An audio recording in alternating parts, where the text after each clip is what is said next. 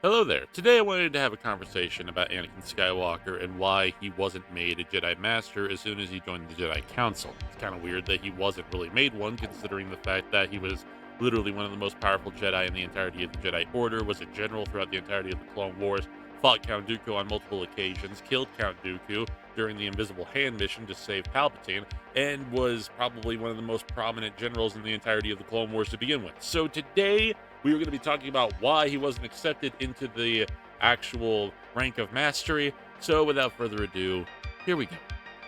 But first, as always, we start with a little bit of a breakdown. After rescuing Palpatine from the Invisible Hand and from the clutches of both General Grievous and Count Dooku, Palpatine asks Anakin Skywalker to become the eyes, the ears, and the voice of the Republic, basically making him a part of the Jedi Council, and also by extension, making Anakin Skywalker a Jedi Master.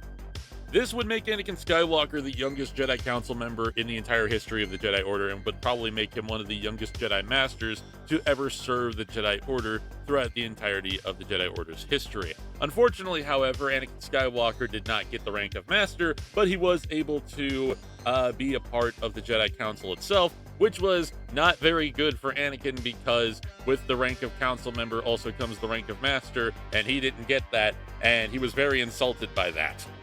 Now, to be fair to Anakin Skywalker, he probably should have gotten the rank of Master in the first place, since one of the key things that attributes to becoming a Master is to have your apprentice reach knighthood, which Anakin Skywalker technically did with Ahsoka Tano, since she was actually about to become a Jedi Knight before actually, she turned down the entirety of the position because she had a little spat with the Jedi Order after they basically accused her of terrorism, which is not a good thing. And also, there are a handful of other things that can make somebody a Jedi Master, like their skills and their attributes and their power with the Force, as well as the good deeds that they did for the Republic and the good deeds that they did for the Jedi Order itself.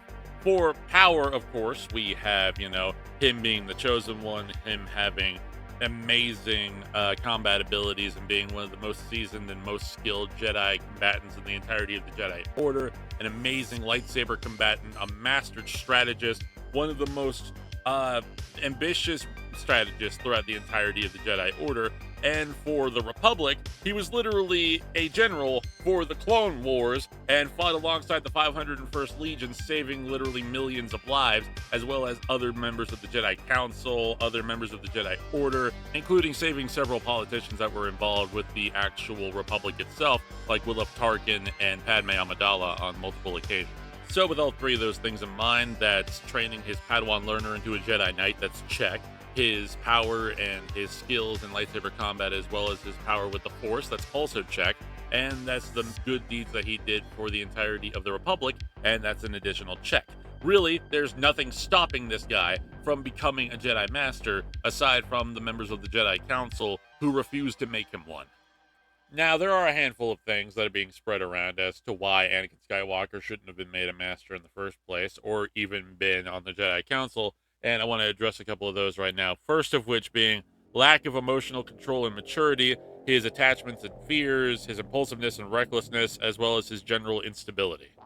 Now, the entire idea about this simply refers to the fact that Anakin Skywalker is in a secret relationship with Padme Amidala. He has a lot of emotional attachment towards all the clones in the 501st Legion, Obi-Wan Kenobi, Ahsoka Tano, and many individuals throughout the entirety of the galaxy. He is in a secret marriage with Padme Amidala. Obi-Wan Kenobi already knows this, and he's addressed it multiple times, like nonchalantly, but he allows Anakin Skywalker to maintain this relationship with Padme Amidala, despite the fact that he's supposed to be a Jedi and he's not supposed to be in a relationship with anybody, because he kind of sees where he and Satine could have been this entire time.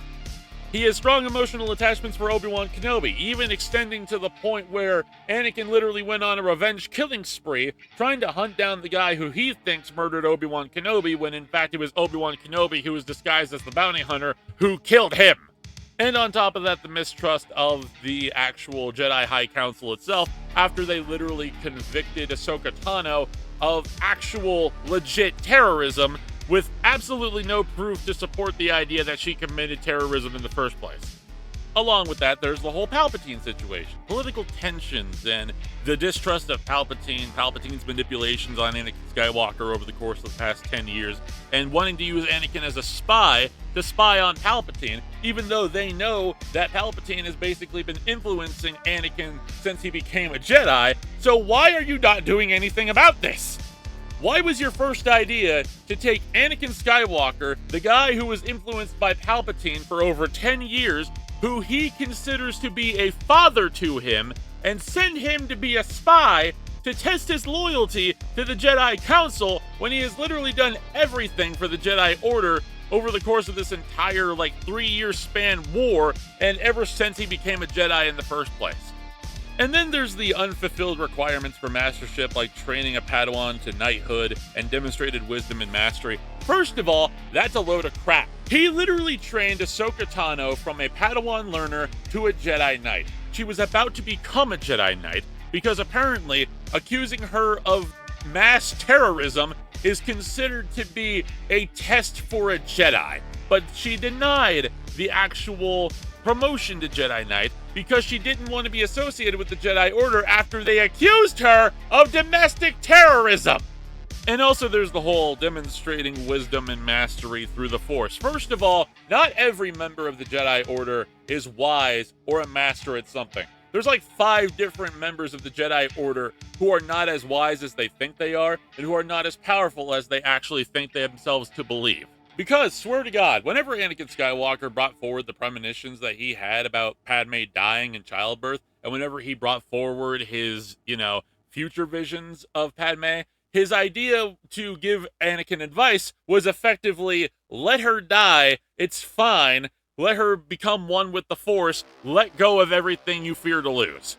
Which, did absolutely nothing to assist Anakin Skywalker in, dealing with the idea that one of his loved ones will yet again die and will send him on a dark spiraling path of darkness, murder, and genocide. But yeah, I'm sure telling him to let his wife die will be the appropriate idea and will allow him to get a hold of himself a lot easier. So yeah, at the end of the day, Anakin should have been a Jedi Master. He should have been part of the Council, and y'all should have trusted him a lot more. That's where I end the video. I'll see you later.